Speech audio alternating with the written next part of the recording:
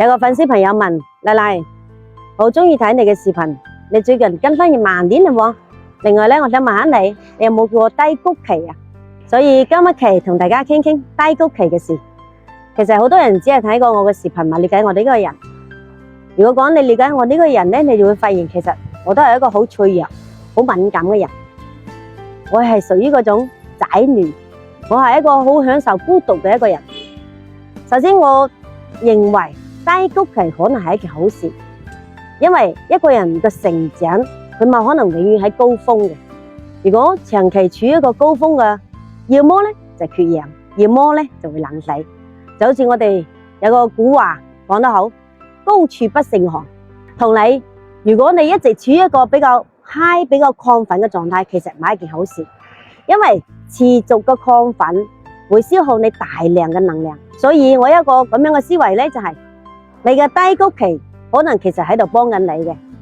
當呢個低谷期來臨嘅時候，你首先唔需要太急，亦唔必要去憤怒、去抱怨。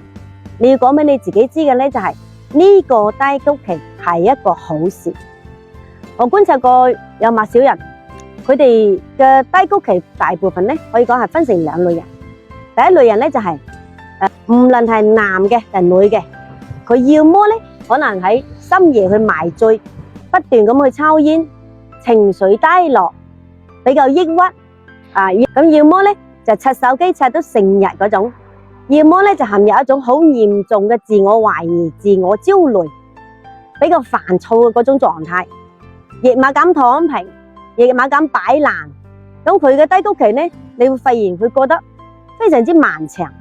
但係咧，第二種人咧，佢係比較醒目嘅。首先佢做嘅第一件事咧，就係接納佢自己，先接納佢自己嘅一種無能為力，佢先承認佢自己係一種脆弱嘅。你冇睇少呢種咁嘅小動作。首先佢一開始咧就承認自己係比較脆弱嘅呢一件事，其實好多事情就會過去啦。因為佢知道佢自己係冇辦法掌控，所以佢先同自己講：好，呢件事對於我呢個人嚟講，我係比較弱小嘅。但係唯一能夠掌控嘅咧，只係一樣嘢，就係我內心深處嘅平安，以及我對呢件事嘅一啲睇法。咁接住落嚟咧，我會講我自己知，我要令我自己慢慢慢落來，因為只有慢落來嘅時候，我先能夠享受呢段好難得令到我回血嘅呢個時光。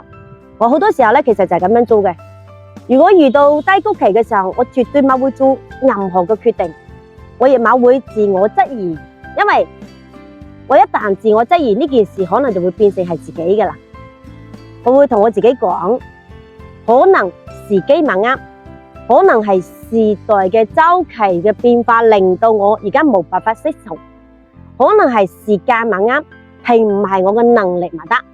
當呢個時代喺度整體下滑嘅時候，你想要做嘅並唔係不斷去擺動你自己嘅四肢，而係躺平，而係適當咁瞓低落來，或者講允許自己睡低落來。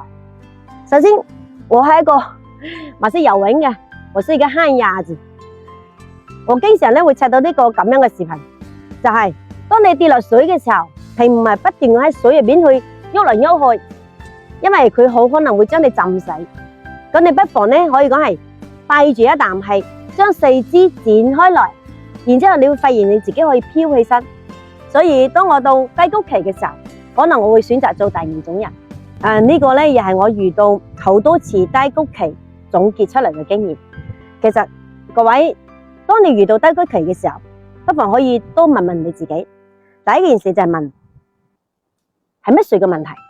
到底係你嘅問題啊，定係身邊人嘅問題，定係時代嘅問題？第二個咧就問問你自己，你對你自己嘅要求係咪太高咧？定係你原來並唔係咁樣嘅？呢件事到底有冇邊啲嘢令到你冇辦法控制嘅，令到你冇辦法一種無能為力嘅時候？第三個就係你係乜水？你想做啲乜嘢？你未來嘅目標係乜嘢？你嘅理想係乜嘢？進行一系列嘅一啲調整，你更多嘅應該思考係點樣令到自己當下開心，然之後去思考一下未來能夠做啲乜嘢，然之後再去調整你自己嘅未來同埋你嘅人生。咁嘅規劃。其實你會發現，只有嗰種不斷咁自我調整，佢先能夠重新去接納你自己嘅低落，先能夠接納你嘅困境其實係暫時嘅。你首先要接納我哋自己係一個人，我亦有唔得嘅時候，咁往往呢個時候可能會更加容易去度過你嘅低谷期。因為由於最近屋企人又感冒，我亦感冒咧，經常去跑醫院，我就會發現人生有時候其實就好似一部心電圖咁樣，你冇可能永遠最高光嘅嗰種起起伏伏，其實先至係生活嘅常態。咁一直嘅高又或者一直嘅低，其實只有死人先係一條直線嘅，馬有人活成一條直線嘅。我特別比較中意一句話，就係面對困難時嘅態度同埋思維好重要。當彈簧彈到一定嘅低點嘅時候，其實往往就要起身噶啦。